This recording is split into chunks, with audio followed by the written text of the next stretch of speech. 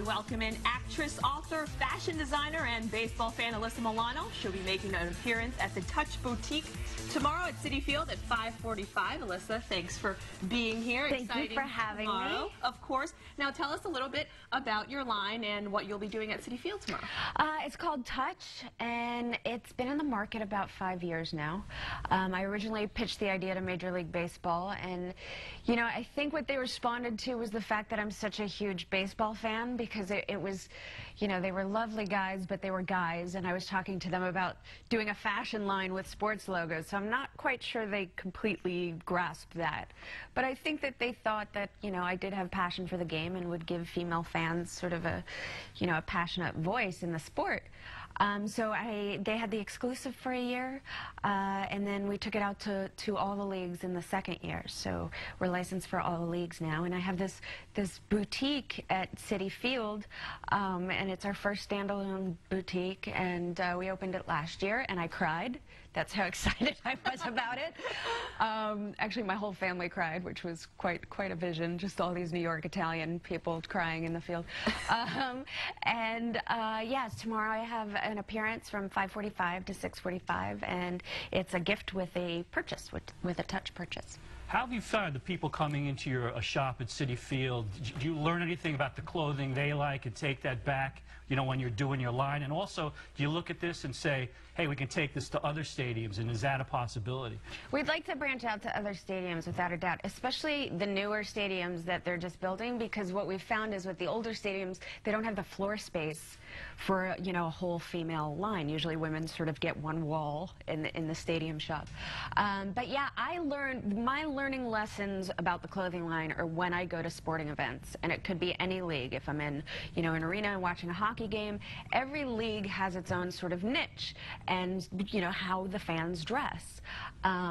So it is different for each league, and I am very involved in the design process, because I feel like a designer that sits in an office can't really design specifically for women that are going to sit in a stadium, you know, and watch a sporting event. I think there's very specific needs for that. Did you just get an idea when you go to a game and see something and write it down, or how does that work? Yeah, I mean, it's a lot of things. It's seeing how people are wearing, you know, what they're wearing with their hoodies, and it's not just looking at the women, but also what's trending with the men in you know, stadiums.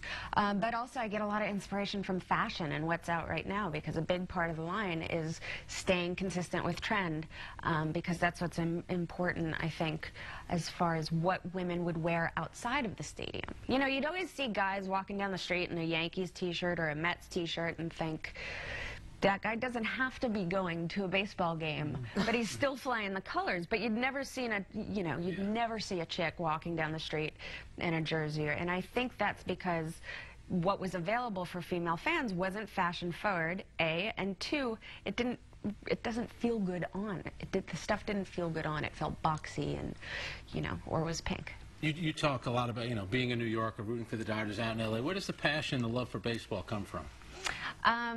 You know, I think like most girls, I grew up listening to very romantic stories about baseball from my dad. And I learned pretty quickly at a very young age that in order to connect with him, and also to my brother, I have a brother, so to be able to contribute to their conversations, I was going to need to know my stuff. And it was perfect, because they both have this very sort of romantic view. You know, my brother has this very poetic. The thing that my brother said to me that made me love baseball, and he was very young, but he said to me, it's not what happens while the ball's in play, but what happens in between that gives baseball its magic. And he was, you know, a kid, and I thought, oh yeah, so right. You know, so it's all of that stuff that I love about it. Very cool. Well, we thank you so much for stopping by. Thank you for your I know you're very support. busy. Of I really course. appreciate it. Thank you so much. Good luck.